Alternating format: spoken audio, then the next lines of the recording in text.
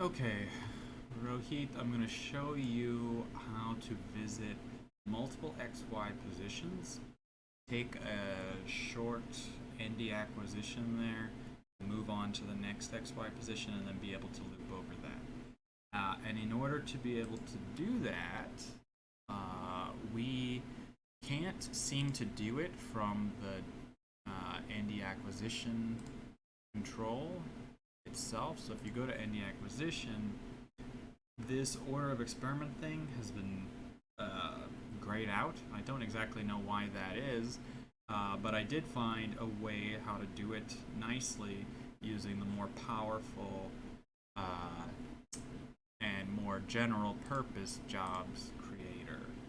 So to do that, we go into the jobs menu, which is for creating very complex image acquisition. So with this, you could change objectives. You could actually make if-then loops if you want. But I think for what you want to do right now,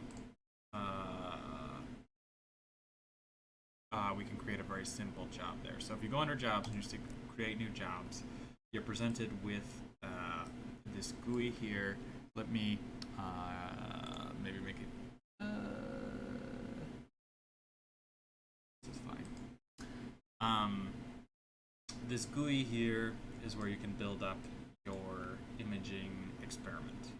So what we want to do is build this up, and I tried a few different ways to do it, and the way I'm going to show you is the one that I feel like has the least amount of lag and the least amount of bloating. So over on the left hand side, there's all the things that you can use to build in the wizard, so it's actually pretty complicated. If you want a simpler layout, you can turn off expert mode, but come on, we're all experts here. Once you know how to do this, you can actually take advantage of certain things. So you could automate this to take random locations in a well plate if you want to do something like that. But for now, I'll just show you the simplest thing, which would be assuming that you had, say, some number of XY positions you were interested in, and you wanted to run a 1 minute acquisition on each one of them, and then say wait 20 minutes, and then run that acquisition again. And that acquisition would be a time lapse for each XY position. Then you could loop over a second time. Okay, so to do this, what we're going to want to do is drag the time loop thing in here, which sets what we want to do. So, for example, we can say we're going to do 5 loops, and we will wait 1 minute between each loop. So this will be kind of the main thing. We're going to do 5 instances of sampling all our points. Okay, and the way this thing works is that you can you see there's like a little gray dotted thing here. This is telling this in the GUI is saying you're going to do 5 loops, and what you're going to do those loops of is what's going to go in the gray thing. And so what we want to do is loop over some ND acquisitions, right? But we want to run the ND acquisition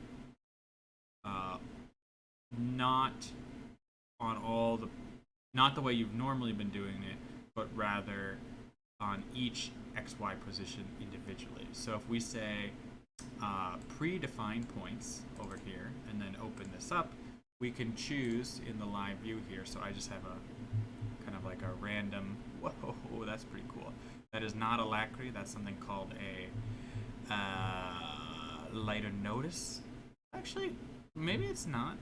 Does it have a contractile vacuum? It's definitely not alacrity, but it might actually be like a Tracula something. Anyways, I'm trying not to get distracted here because I'm trying to teach you something. I chose this pawn sample because it has some things that are autofluorescent, so I can use that in there. Those are kind of cool looking, so I will not get distracted here. So I'll choose a point here. I'll choose a point over here near some of these filamentous bacteria.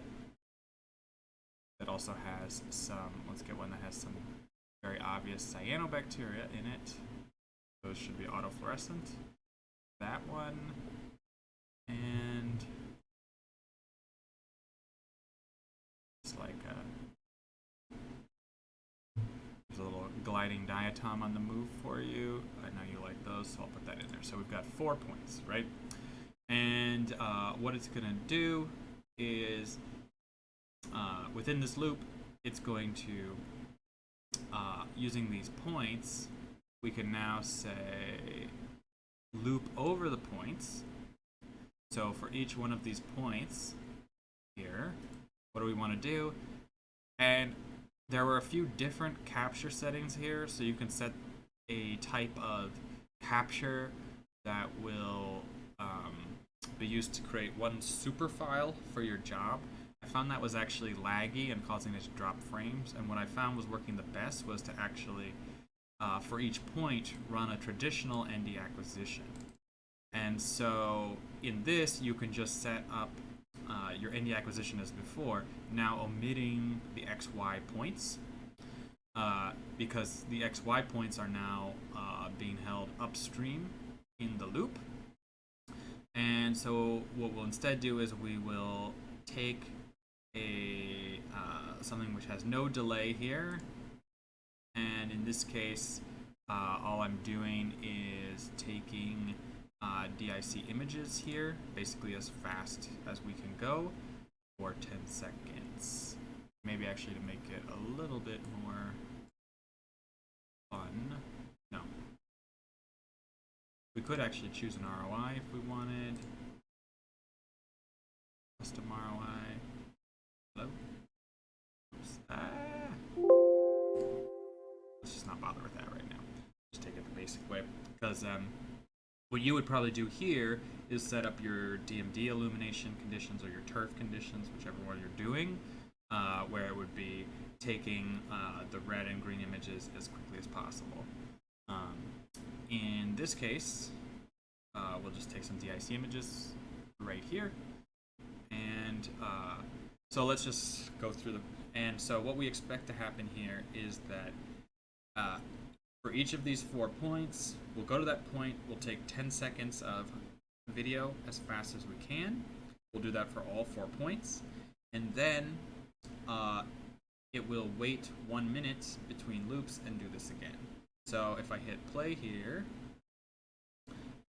let's see what happens. So we got to give it a name, and so I'll say this demo for Rohit.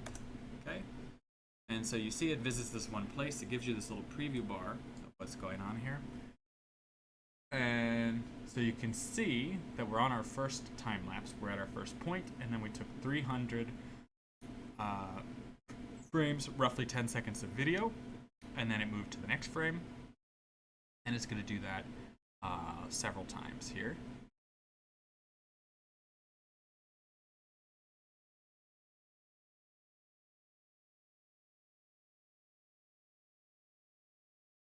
Okay. Know what that is? It's cool.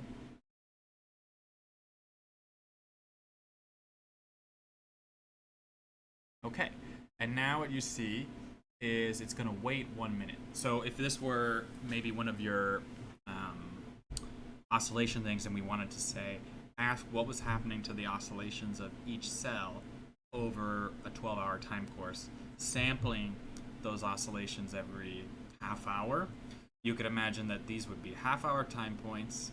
These would still be your time points, and then this would be your, maybe you'd collect 30 seconds of data to assess what the oscillation, or maybe you'd take a minute or two of data to assess the oscillations, then move on.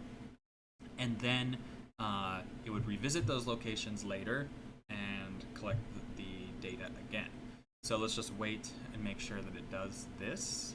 15 seconds left on there.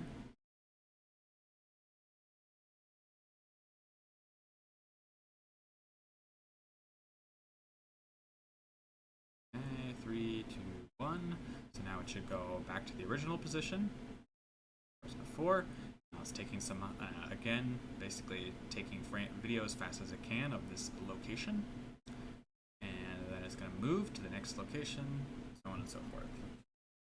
And so I'll let this particular collection of 4 points finish, and then I'll just show you how, with this setup, how the files are organized, which I think is better, because the jobs program can create basically like one file that contains all your data, but then is very complicated to unpack, and it's also a very large file, so it's not very easy to work with. Whereas what this is going to do is basically generate an ND acquisition file for each one of your XY positions at each time point that you collect. And this ends up basically having no frame drops as a result. So I'm just going to hit finish now. And when I do that, it brings up automatically this folder. And we can change this path here. Jobs are by default handled by elements by putting them into a special jobs database so that you can reaccess the jobs later. And since Maggie was the first one to work with the jobs acquisition, it goes into this Maggie jobs project, but we can totally change that. So in this folder that's associated with your demo, if we view this in the details, you'll see that we generated 8 files here. These are our different time points. Time point 1, time point 0 for XY position 0 through 4. So if I open this over here, we will see whatever video we collected. In this case, 10 seconds or so of really nice video. And then if I go to time point 1 for that same thing, what you'll see that's actually quite nice is that the metadata here at the top actually reflects the true time in the experiment we are, which is very nice. And you'll see that once again we get another 10 seconds of video. Pretty neat. And we've got one of those for each XY position that we looked at. So it didn't matter whether it was this one. And again, you'll see that it tells us again the real time where we were in the experiment. We collected this on the bar, which is very nice. And there's that. You got a diatom, you got a flagellate, you got these filamentous bacteria gliding around. Very cool. Anything interesting in this one? I actually don't know what that is. Should be some sort of flagellate, but I don't recognize it. We got a little amoeba down here. Tiny guy. Tiny little amoeba man. And that's pretty much it. So what I'll do, just to close this out. So I think it should be pretty obvious how you would proceed from here. And what I'll just briefly do is unpack this for you. You can kind of see what the setup was like on this and take a screenshot of that for you. Here. And so if you do something like this, it should work for you. And what you'll end up doing is customizing the lambdas here, as well as altering this around. And I would also point out that more generally, you can try to use this to design more complicated experiments. Now, there's pros and cons to the job manager, and sometimes it can be tricky to get the loop set up correctly. So you do want, before you start a job, to make sure that it's looping over your stuff in the correct way. All right, so hope that is helpful for you going forward, and of course, I can show you in lab as well.